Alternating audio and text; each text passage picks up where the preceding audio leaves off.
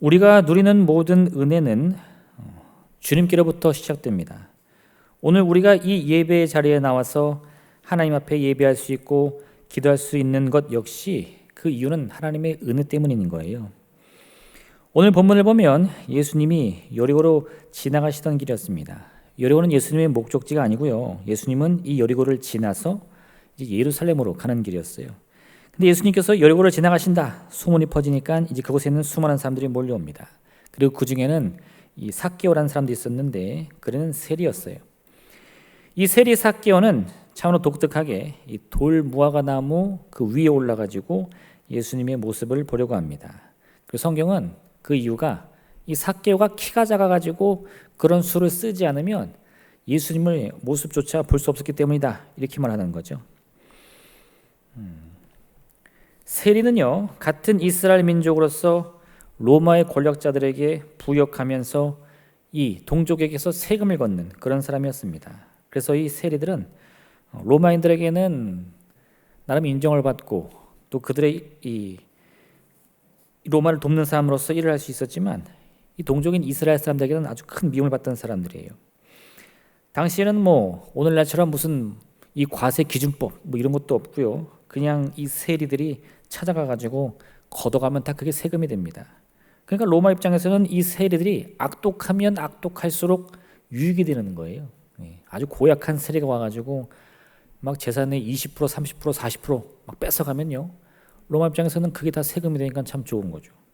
그러니 그 세리들이 성격 좋고 유한 사람들이 있었겠습니까? 아마 이 삭개오라는 사람도요. 오늘 이 사건 이전까지는 아주 악명이 높은 사람이었을 겁니다. 특히나 세리장이라고 하니까 우리도 알잖아요. 이 장 되려면 뭐 많은 경쟁자들을 이기고 얼마나 악착같이 해야 돼요. 예. 얼마 전에 이 2학기가 시작되면서 이 초등학교에서 회장, 반장 선거를 했나 봐요. 제가 우리 둘째한테 야, 너 5학년이니까 한번 나가봐라. 그랬더니 내가 나가볼게. 그 나가더니 아빠 나 3표 받았어. 그러더라고요. 그 장이 되는 게 쉬운 게 아니에요.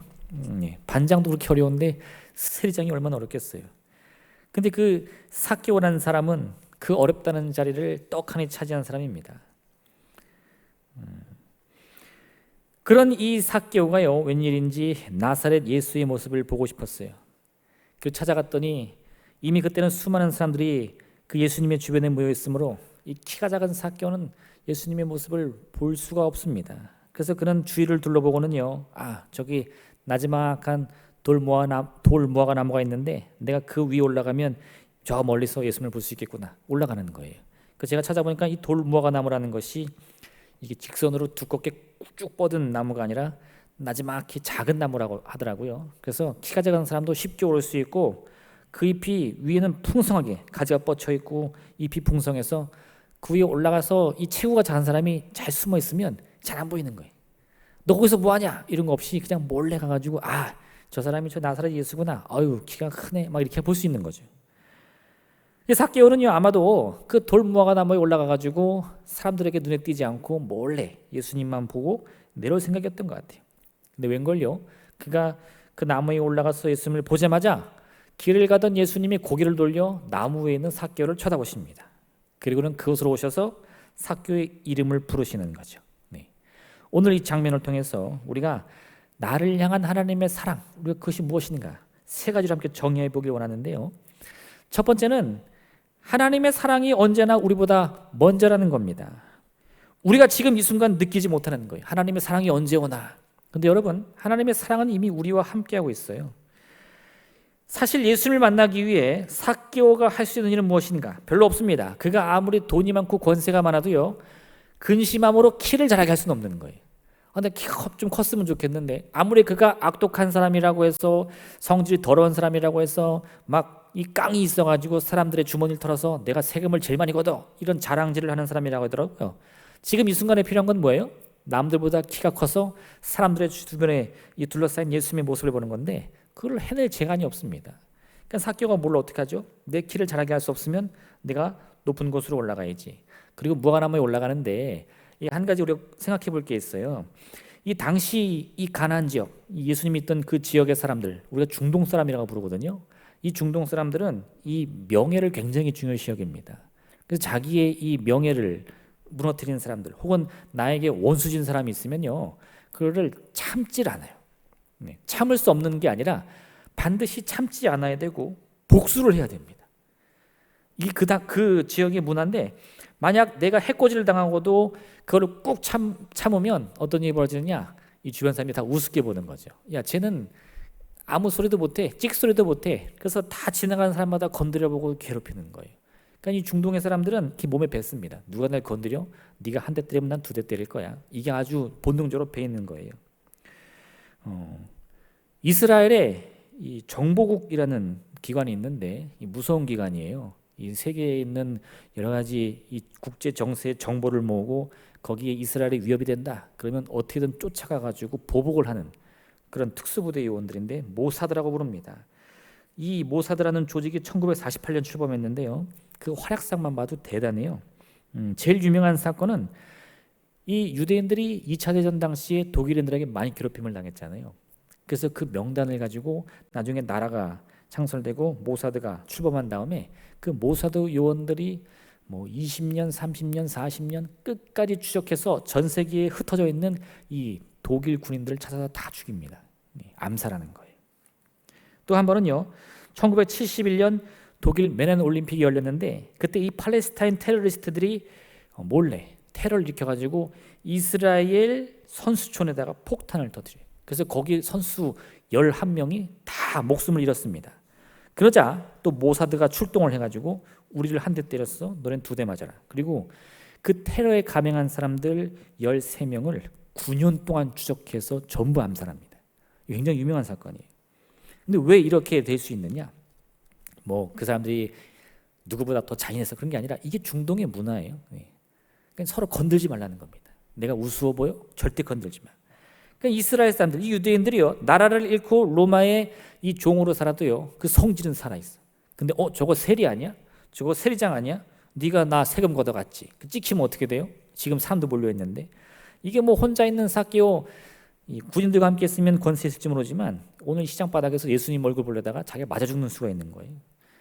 그런 위험을 감수하고 예수님을 바라보러 가는 거죠. 그래서 이 삭개오도 아마 겁이 났을 것 같아요, 제 생각에. 그러니까 어디로 올라가?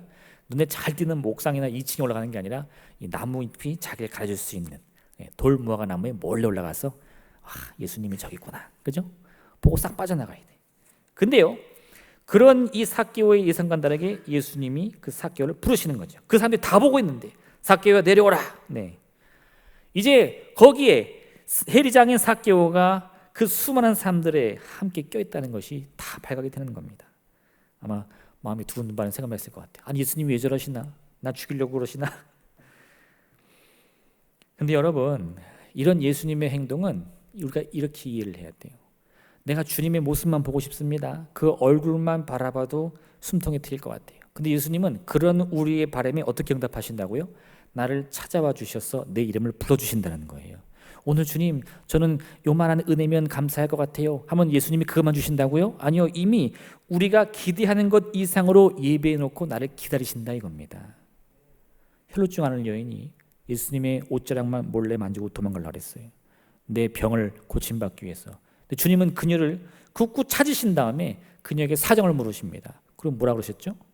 그 병을 치료하는 게 아니에요. 그녀의 깨끗함을 선포해 주는 거죠. 그녀는 더 이상 부정한 여인이 아닙니다. 몸이 아프고 말고는 둘째 문제예요. 이 부정함으로 한번 찍히면 그 삶의 일상생활이 다 불가능해지거든요. 주님은 그러한 그 여인의 사정을 다 고쳐주시는 거예요. 그건 이 여인이 기대하는 응답이 아닙니다. 오늘 삭개오도 마찬가지인데 그저 주님의 모습만 확인하면 되겠다. 그러나 주님은요, 그의 이름을 부르시고 그를 만나주시고 뭐라 그랬어요? 오늘 내가 너희 집에 유하여야겠다. 이 모든 것이 다 이 삭개오로서는 기대하지 못한 하나님의 응답이지만 하나님께서는 이미 이 불쌍한 삭개오를 위해서 예비해 놓으신 은혜다 이겁니다. 지금 우리가 기대하는 응답의 모습이요, 여러분의 상상력을 총동원해서 그 크기를 키워보십시오. 근데 여러분, 하나님이 예비해 놓으신 거는 그 크기를 능히 넘어서는 기대하지도 못한 응답임을 우리는 반드시 믿을 줄 믿습니다. 그래서 하나님의 사랑이 먼저라는 거예요. 네, 그 사랑은 보이지 않아요. 들리지 않아요. 그래서 매일 내 마음속으로는 아이고 주님이 언제나 돌아보시나, 언제 날 알아주시나, 언제 내 기도 들어주시나, 나는 마음이 막 조급한데 하나님은 아니라는 거죠. 이미 다 알고 계시다는 거예요. 우리는 착각하시면 안 됩니다. 우리의 기도가 소리가 커야 응답받는 게 아니에요. 내 몸을 상하게 기도해 응답받는 게 아닙니다. 그런 생각을 가진 사람들이 있었는데 선지자 엘리야가 아방을 찾아가서 갈멜산에서 바알 선지자와 함께 대결을 벌이겠다고 말합니다. 그러면서 우리가 믿는 신 중에 누가 진짜 참 하나님인지를 우리가 함께 가려보자. 내가 믿는 여호와 하나님이면 그 하나님이 나에게 응답을 주실 것이요, 바알이 참 신이면 그 바알이 응답을 주지 않겠느냐 말하는 거죠. 그래서 아비 좋다, 해봐라. 그래가지고 그 갈멜산 꼭대기에서 함께 제사를 준비하면서 이제 각자의 신에게 기도를 올리는데, 이 바알 선지자들은 어떻게 기도합니까? 소리를 크게 하는 거예요. 춤을 추는 거예요. 정신이 나간 사람처럼 온몸을 다 흔듭니다. 나중에는요, 칼과 창을 가지고 자기 몸을 상하게 하며 피를 철철 흘리는 거예요. 왜 그런 일을 벌이죠? 그렇게 해야 내가 믿는 신이 응답 준다라고 믿기 때문인 거예요.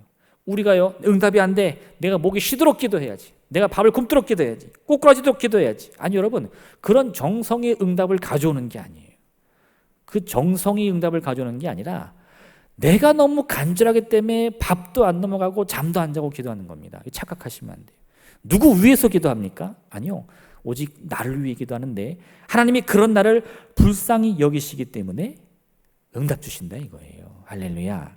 여러분, 성경은 이 바알 선지자들의 모습을 이렇게 묘사합니다. 그들이 받은 송아지를 가져다가 잡고 아침부터 낮까지 바알의 이름을 불러 이르되 바알이여 우리에게 응답하소서 하나 아무 소리도 없고 아무 응답하는 자도 없으므로 그들이 그 쌓은 제단 주위에서 뛰놀더라. 정오에 이르러는 엘리야가 그들을 조롱하여 이르되 큰 소리로 부르라. 그는 신인즉 묵상하고 있는지, 혹은 그가 잠깐 나갔는지, 혹은 그가 길을 행하는지, 혹은 그가 잠이 들어서 깨워야 할 것인지 하매, 이에 그들이 큰 소리로 부르고 그들의 규례를 따라 피가 흐르기까지 칼과 창으로 그의 몸들을 상하게 하더라.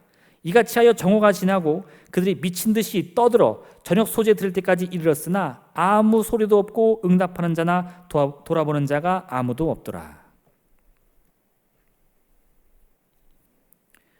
규례를 따라 피가 흐르기까지 자기 몸을 찌르고 아침부터 점심일 지나 저녁까지 내내 소리를 지르고 미친 듯이 떠들어도 응답이 안 된다 이겁니다.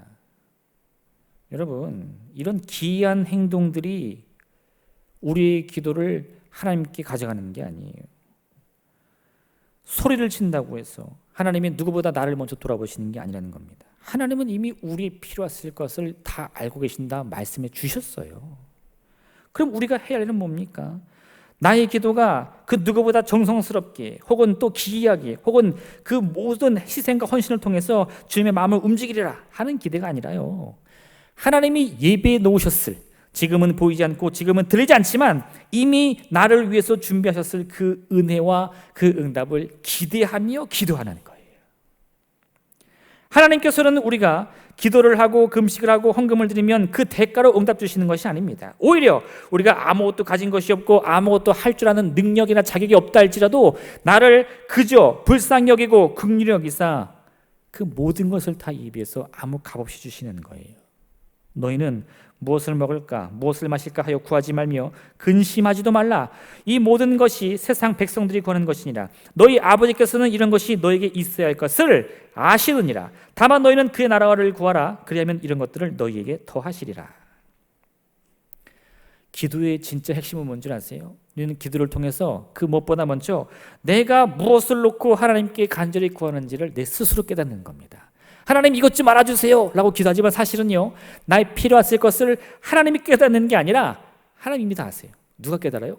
내가 깨닫는 거예요. 내가 깨닫는 거예요. 왜? 나의 기도의 소리를 내가 들으면서 사실은 내가 정말 이런 게 필요했구나, 이게 부족했구나, 내가 이걸 간절히 바라고 있구나, 내 스스로를 다스리는 거예요.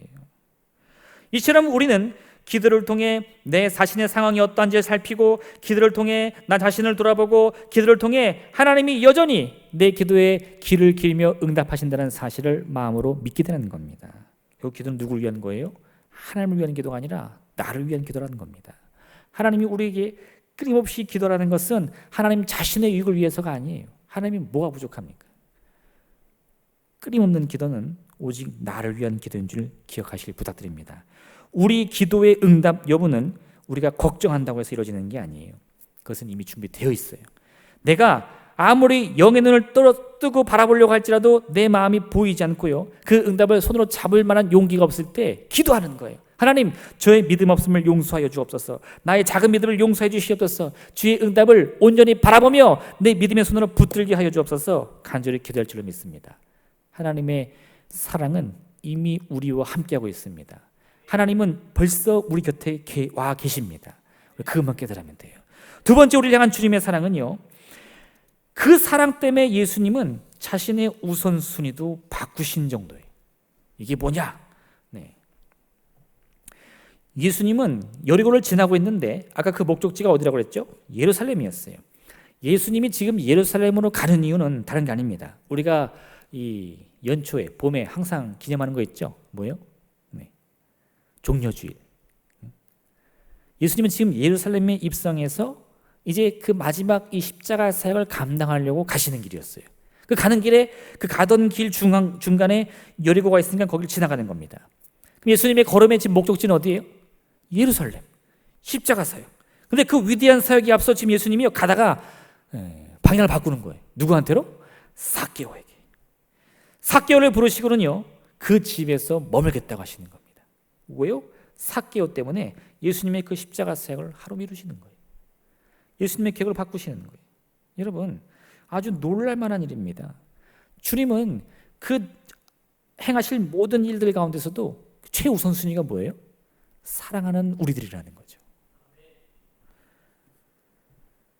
오늘 본문을 보니까 예수님이 이렇게 말씀하시니까 삭개오 섞여 내려오라. 사람들은 그 말을 듣고요, 깜짝 놀랍니다. 왜 놀랐을까요? 이 삭개오는 부정한 자예요. 세리로서 이스라엘 사람들에게 인정받지 못하는 자입니다. 아니, 왜 저가 하필이면 삭개오와 함께 하는가?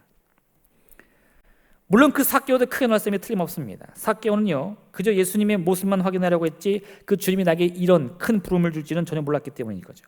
그런데 예수님께서는 예루살렘으로 가던 그 걸음조차 멈추고는 삭개오를 부르시고 그가 예수님을 위해서 행한 일이 뭔지를 만천하에 알려주시는 거예요. 그가 그 마음의 간절함을 가지고 저 나무에 올라 나를 바라봤다. 여러분, 우리는 하나님처럼 높고 위대하신 분이 어찌 나의 기도를 들어주실까 의문이 생길 때가 있죠. 정말 이 보잘것없는 나의 기도가 하나님께 응답이 될까 걱정될 때 있죠. 염려하지 마십시오. 걱정하지 마십시오. 우리가 품어야 할 것은 그런 마음이 아니라 이미 예비된 하나님의 은혜와 사랑을 깨닫지 못할 내 자신의 부족함을 걱정하는 게 먼저예요. 예수님 뭐라고 말씀하십니까? 두려워하지 말고 믿음을 가지라는 겁니다. 우리에게 필요한 것은 두려움도 아니고 걱정도 아니고 염려도 아니에요. 우리의 삶이 바뀔까? 내 문제가 해결될까? 아니요, 그건 우리의 몫이 아닙니다. 오히려 우리는요, 그렇게 염려하는 내 자신을 걱정하며 주여, 나의 이 믿음 자금을 주께서 붙잡아 주옵소서, 나를 불쌍히 여겨 주옵소서 기도해야 할 줄로 믿습니다. 여러분, 하나님의 능력, 그 기도의 응답을 우리가 확신하지 못하는 것은요, 다른 이유 때문이 아닙니다. 하나님이 부족해서가 아니라, 그 능력이 부족해서가 아니라 우리 자신의 믿음이 부족하기 때문인 거예요. 사마리아 성이 아람의 군대에 둘러싸였을 때 온 도성의 백성들이 굶주림에 시달렸습니다. 사람들이 서로가 서로를 잡아먹는 아주 끔찍한 일들까지 일어났어요. 그런데 그때 선지자 엘리사가 뭐라고 말했습니까? 하나님께서 내일 이맘때 이 모든 문제를 해결해 주시리라. 근데 사람들은 뭐라고 응답했죠? 하나님이라고 한들 하늘에 창을 내서 그 문제를 해결할 수 있겠느냐? 하나님의 응답을 기대합니다. 하나님, 우리의 굶주림을 해결해 주옵소서. 우리의 문제를 해결해 주옵소서. 그래서 하나님이 응답해 주시는 거죠. 그래, 내가 너희의 그 오랜 고통과 고난과 괴로움을 내일 이맘때 당장 해결하리라. 그랬더니 어떤 생각이 들어요? 아니, 그렇게 하실 거 좀 더 빨리 해주시지. 못하는 거 아니에요? 하나님 부족한 거 아니에요? 오히려 의심이 들더라 이 말입니다. 고통이 깊어지면요, 나중에 어떤 마음이 들어요? 원망이 생기는 거예요. 왜 내가 이런 고통에 처할 때까지 지금 참고 계십니까? 왜 오래 참으십니까? 왜 나를 기다리게 하십니까? 그러니 응답이 떨어져도요, 그게 달갑지가 않아요. 제 아버지가 그러더라고요. 우리 아이들 가끔 쪽지 시험 보는데, 제가 쪽지 시험 보면 야, 그 100점 맞으면 기분 좋아서 1,000원씩 이렇게 주는 거예요. 어제 쪽지 시험 보고 100점 맞아왔어요. 그래서 기분 좋게 1,000원 주려고 지갑을 딱 열었는데 돈이 하나도 없네. 그래서 얘 미안하다, 야 아빠 돈 생기면 1,000원 줄게. 그랬더니 뭐라는 줄 아세요? 그럼 아유 알았어요 아빠 그래야 되는데 막 뭐 거짓말쟁이니 뭐 사기꾼이 막 그러더라고. 1,000원 안 준다고. 그래서 내가 속으로 아니 1,000원 나한테 맡겨놨나? 그 은혜가 아닌 게 되더라고요. 너무 깜짝 놀랐어요. 근데 우리가 바로 그런 마음으로요. 하나님이 하늘에 창을 낸들 그 일을 이룰 수 있겠습니까? 내 몸 아픈 거 이제 아셨어요? 내가 지금 힘든 거 이제 아셨어요? 이런 원망과 불평이 막 샘솟는다는 거예요. 그게 뭐 때문에 그렇다고요? 믿음이 없어서. 여러분, 믿음이란 무엇입니까? 믿음이라는 것은 다른 게 아니에요. 남들보다 믿음이 깊다는 것이 뭐 교회 오래 다녔다, 나는 기도의 크기가 크다, 나는 나라 민족을 기도한다, 이런 게 믿음이 아닙니다. 진짜 믿음이라는 것은요, 진짜 큰 믿음이라는 것은요, 나를 위해 준비된 하나님의 사랑이 얼마나 큰지 그 크기를 가늠하는 데 있어요. 나를 향한 주님의 사랑은 요만해. 그럼 믿음이 요만한 거예요. 나를 향한 주님의 사랑은 이만해. 그럼 믿음이 이만한 거예요. 그러니 내 믿음이 크면 클수록 어떻다고? 하나님의 응답은 크게 임한다 이겁니다. 믿음이 커서 큰 응답이 임하는 게 아니고요, 하나님이 물 붓듯이 은혜를 줘도 내 믿음으로 받아들일 수 있는 게 고작 그 정도라는 거예요. 내 병이 나을까? 믿으면 나아요. 할렐루야. 갈릴리 호수에 제자들이 배를 타고 가는데 풍랑이 일어서 배가 흔들립니다. 제자들은 겁에 질려가지고 우리가 죽게 되었도다 하는데 저 멀리서 예수님이 물 위를 걸어오셨어요. 그러더니 말씀으로 풍랑을 잠잠케 하시고 제자들을 향해 다가오십니다. 근데 그때 많은 제자들은 그저 거기서 놀라며 와, 어찌 예수님이 도대체 어떤 분이시길래 이 풍랑이 그의 말씀에 순종하나 하는데, 딱 한 사람, 베드로는 뭐라 그랬죠? 소리치는 거예요. 주님 맞아요? 예수님 맞습니까? 만약 주님이시거든 나한테도 명령하사 나도 물 위를 걸어서 주님께로 나가게 좀 해주세요 라고 말하는 거예요. 왜 이런 대답을 했을까? 제가 곰곰이 생각해 봤습니다. 베드로가요, 지금 배를 타고 가다가 풍랑을 만나서 이리저리 흔들리니까 이 마음에 낙심이 들었어요. 와, 이 자칫 잘못하다가는 여기서 물에 빠져 죽겠구나. 근데 바로 그 순간 기적적으로 예수님이 저 멀리서 물 위를 걸어가지고 나한테 오시는 거예요. 그 모습을 보니까 베드로가 어떤 생각이 들어요? 저렇게 물 위를 걸어서라도 나를 구원해 주시러 오시는 주님이시라면 이 부족한 나도 물 위를 걷게 해주지 않을까? 그 믿음이 드는 거예요. 생각해 보세요. 군대 갈 때 제일 많이 들었던 말이 있는데 가만히 있으면 중간 간다. 여러분 다른 제자들 보세요. 그 풍랑에 죽다 살아나니까 가만히 있잖아. 왜? 중간은 가려고. 괜히 잘못 말했다가 꾸중이 나들을까? 이게 간신히 사는 목숨인데 여기서 괜히 말 잘못 붙였다가 예수님께 혼나지 않을까? 또 막 풍랑이 몰고 오나 물에 빠지는 거 아니에요? 걱정되니까 찍소리도 안 합니다. 그게 믿음이에요. 그게 그들의 믿음이에요. 베드로는 안 그럽니다. 베드로는요, 저렇게 놀라운 능력의 주님이시라면 뭐예요? 나도 물 위를 걷는 경험 충분히 할 수 있지 않을까? 주여 나에게도 명령해 주소서. 물론 이 베드로의 믿음이요 온전한 것은 아닙니다. 그가 그 말씀을 듣고 배에서 내려 물 위를 걷는 순간 그 잠깐은 예수님의 말씀처럼 물 위를 걸었지만 어떻게 해요? 일렁이는 이 파도와 바람을 보니까 금세 두려움 때문에 물에 빠져가는 거죠. 그럼에도 불구하고 우리는요, 이 베드로의 간절함을 기억해야 돼요. 와, 우리 주님의 그 능력과 크기가 얼마나 대단한지 내가 정말 바라고 믿고 소망하면 그 모든 것이 다 이루어지겠구나. 이 정말 나도 모르는 그 자신감이 생기는 거예요. 주여 나에게 명하사 내 모든 병이 깨끗한 받게 하여 주옵소서. 이 문제가 해결한 받게 도와주옵소서. 이런 고백이 절로 나오게 되더라 이 말이죠. 할렐루야. 이 정도 용기는 가지셔야 되지 않겠습니까? 우리는요, 하나님께서 나를 구원하기 위해서는 이 주님의 우선순위조차 바꾸어서 나를 찾아오시는 분이라는 것을 꼭 기억하셔야 돼요. 주님이 제자들한테 너희가 먼저 배를 타고 이 호수 저편으로 건너가라 말씀하셨어요. 주님은 따로 한적한 곳에 기다려 가십니다. 그게 주님의 계획이었어요. 근데 이 배를 타고 가던 제자들이 밤새 풍랑을 만나 위기에 처하니까 어떻게 해요? 그 기도를 멈추고 주님의 계획을 바꿔서 물 위를 걸어 호수를 건너시는 거죠.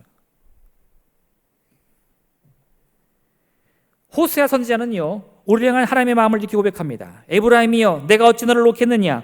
이스라엘이여 내가 어찌 너를 버리겠느냐? 내가 어찌 너를 아드마같이 놓겠느냐? 어찌 너를 스보임같이 두겠느냐? 내 마음이 내 속에서 돌이켜 나의 긍휼이 온전히 불붙듯 하도다. 내가 나의 맹렬한 진노를 나타내지 아니하며 내가 다시는 에브라임을 멸하지 아니하리니 이는 내가 하나님이요 사람이 아님이라. 내 가운데 있는 거룩한 이니 진노함으로 내게 임하지 아니하리라. 하나님이 에브라임에 대한 구원을 약속해 주십니다. 근데 그 이유가 뭔 줄 아세요? 내가 사람이 아니라 하나님이기 때문이다. 이게 무슨 뜻이에요? 사람이라면 응당 보복해야 됩니다. 복수해야 돼요. 그의 그 죄악과 더러움을 그냥 둬서는 안 됩니다. 그런데 그건 사람의 마음이죠. 하나님은요, 그런 더럽고 추악한 우리의 모습을 보면서도 어떻게 해요? 그 마음속에 불붙는 마음은 맹렬한 진노가 아니라 불붙는 긍휼이다 이겁니다. 하나님, 제가 어찌 주의 응답을 받을 만한 자격이 있습니까? 상관없어요. 왜? 하나님의 마음이 이미 우리를 향한 이 긍휼과 사랑으로 가득하기 때문에 주님은 우리를 위해서 기뻐하며 응답하지 않고는 견딜 수 없는 분입니다. 그 크기의 사랑을 깨달을 때 비로소 하나님 이 정도 응답 내게 주실 수 있잖아요. 이 문제 해결할 수 있잖아요. 용기를 가지고 간절히 기도할 수 있는 그 믿음의 기도를 드리게 된다 이거예요. 마지막 세 번째, 우리 향한 주님의 사랑, 그것은요, 우리를 위해 내 모든 무거운 짐을 대신 지시는 사랑입니다. 유대인들이 세례를 그냥 미워하는 것만이 아니라 그 세례는 자신의 죄 때문에 그 살고 있는 모든 집과 물건들 혹은 그 자신까지도 부정한 것으로 여겨졌다는 것이 중요해요. 아까 말씀드렸죠. 예수님이 이 세리 삭개오의 집에 들어간다는 것은 무엇을 의미합니까? 부정한 자와 함께 한다는 거예요. 곧 나도 부정해지겠다라는 뜻이죠. 그래서 사람들이 이렇게 말합니다. 저가 죄인의 집에 유하러 들어갔도다. 여러분, 예수님이 삭개오를 그저 부르시는 것에 와, 사람들이 감탄한다고 생각하시면 안 돼요. 역시 나사렛 예수야, 저런 삭개오조차 용서하는구나, 역시 마음이 넓고 크네, 이게 아니에요. 오히려 예수님이 삭개오야 내려오라, 내가 너희 집에 유하여야 하리라 하는 순간 그 예수님을 보러 온 모든 이 무리와 군중들의 이 따가운 눈총과 원망과 불평을 받게 되는 거예요. 뭐야 저게? 저게 그리스도야? 저게 메시아야? 하나님의 아들이라며? 근데 저 삭개오가 어떤 사람인지 모르는 거야? 그 부정함을 스스로 감당하겠다고? 이런 비난을 받게 되는 거죠. 근데 왜 그럼 예수님은요, 갑자기 삭개오 이름을 부르시면서 이 모든 군중들의 미움과 원망을 그 마음에다 품으셨을까요? 아까 말씀드렸죠. 삭개오는 누구라고? 세리장. 그 세리장은 이미 이 유대인들로부터 가진 모욕과 원망을 받는 사람입니다. 그래서 예수님이 삭개오야 하는 순간 사람들이 뭐예요? 삭개오가 왔다고? 그 몹쓸 놈이 왔다고? 막 그를 미워해야 돼. 근데 이제 그 분노가 누구를 향합니까? 내가 오늘 너희 집에 유하여야 하리라 라는 그 말씀과 함께 사람들이 이제 삭개오를 쳐다보지 않아요. 누굴 쳐다봐? 예수님만 쳐다보는 거예요. 아니 왜 하필 삭개오의 집이야? 저가 그리스도가 맞는 거야? 예수님의 말씀을 통해 삭개오가 감당해야 했던 이 사람들의 원망과 불평이 예수님께 향하게 된다는 겁니다. 이게 주님의 방법이에요. 이게 우리를 사랑하시는 하나님의 방법입니다. 하나님은요, 우리를 강하게 만들어가지고 네 죄는 네가 감당해라 이렇게 훈련시키는 분이 아니에요. 그 죄의 무게는 내가 감당할 수차 없습니다. 우리의 운명대로라면 사실 우리는 그 사망과 죄악의 권세에 평생을 눌려 살아야 되는 거예요. 주님이 그 운명을 어떻게 바꾸셨어요? 그 죄악의 무게를 예수님께서 대신 감당해 줌으로 말미암아 우리가 죄사함을 받은 겁니다. 우리는 거저 얻은 인생이에요. 삭개오는 거저 얻은 인생이에요. 그래서 삭개오는요, 예수님께서 그 집에 머물겠다고 말씀하시자마자 뭐라고 대답합니까? 예수님, 제가 곰곰이 생각해 보니까 제 인생이 너무 허무하네요. 물질만을 바라보며 평생을 달려왔는데 그게 진짜 인생이 아닌 걸 깨달았습니다. 그럼 이제 내가 남의 것을 토색하여 뺏은 게 있으면 4배나 갖겠습니다. 자기 인생 바꾸겠다는 겁니다. 주님이 나의 집으로 오시면서 그 사람들의 모든 이 모욕과 그 멸시와 천대를 대신 감당해 주신 모습을 보니까 아, 내가 잘못 살았구나. 이렇게 살면 안 되는구나. 내가 지금까지 추구한 이 인생이라는 것이 참으로 아침 안개 같은 험한 인생이었구나. 그걸 깨닫는 거죠. 그리고 이 삭개오는요, 그저 주님의 얼굴만 보겠다라는 목적을 바꿔서 이제 어떤 삶을 살아요? 주여, 나의 인생을 완전히 바꾸겠습니다. 그런 삭개오의 고백에 주님은 오늘 구원이 이 집에 이르렀다는 말씀으로 응답해 주시는 거죠. 잘 생각해 보세요. 아니, 지금 이 삭개오가 주님을 집으로 모셔가지고 초대한 다음에 맛있는 식사를 대접하고 주님을 하룻밤 잘 주무시게 한다고 해서 모든 게 해결됩니까? 예수님이 떠나간 다음에 삭개오가 마음이 바뀌었어. 생각해보니까 돈이 너무 아까운데? 그런다고 이 구원이 취소될까요? 아니에요, 여러분. 삭개오가 삶을 바꿈으로 구원을, 그 대가로 구원을 받은 게 아니라 사실 예수님은요, 처음부터 그 삭개오의 구원을 위해서 그 이름을 부르신 겁니다. 이건 처음부터 예정되어 있던 거예요. 삭개오의 대답은 그저 그 마음에 넘치는 감사와 감동으로 그 삶을 바꾸겠다 대답한 거지, 그게 무슨 자기의 죄값을 다 치를 수 있는 그런 공로가 되는 건 아니라는 겁니다. 착각하면 안 돼요. 예수님은 처음부터 이 삭개오를 부르러 오신 겁니다. 그걸 어떻게 알 수 있어요? 오늘 본문의 마지막에 뭐죠? 예수님은 잃어버린 자를 위해 찾으러 왔다. 여러분, 주님은 이미 우리가 어떤 상황인지를 다 아세요. 나의 부족함, 나의 어리석음, 나의 절망들, 나의 문제들 다 알고 계십니다. 그래서 그런 우리를 구원하기 위해서 그 우선순위조차 바꾸어 나를 찾아오시고 나의 이름을 부르시고 내가 감당해야 할 그 모든 죄악의 무게들을 스스로 감당하시면서 나에게는 뭘 원하시죠? 오늘 구원이 너에게 임하였다. 이 말씀 주시는 거예요. 여러분, 오늘 이 귀한 사랑을 여러분의 마음에 담고 들어가시길 부탁드립니다. 주님의 사랑이 얼마나 큰가? 우리가 믿는 만큼 큰 거예요. 주님의 응답이 언제 오는가? 내가 바라는 그 순간 임하는 거예요. 이미 그 응답은 나와 함께하고 있습니다. 앞을 봐도 보이지 않고 좌우를 고개를 돌려봐도 보이지 않지만 그렇다고 존재하지 않는 게 아니에요. 하나님의 응답은요, 이미 나와 함께하고 있습니다. 굳건한 믿음으로 그 믿음을, 하나님의 응답을 바라보시며 마음의 소망을 가지고 끊임없이 기도하여 그 귀한 응답을 여러분의 믿음의 크기대로 온전히 누릴 수 있는 복된 삶을 사시기를 주님의 이름으로 부탁드립니다. 함께 기도하겠습니다. 오늘 이 말씀을 생각하시면서 하나님의 그 크신 은혜와 사랑을 내 온전한 믿음으로 다 받아들이게 허락하여 주옵소서. 부족함이 있다면 주님이 채워주시옵소서. 연약함이 있다면 주님이 강건케 하여 주시옵소서. 이를 통해 아버지, 참으로 우리의 슬픔을 위로함 받고 우리 육신이 모든 심이 고침받는 그 놀라운 기적을 반드시 체험하게 도와주옵소서. 주님의 이른 성으로 간절히 기도하겠습니다. 주여!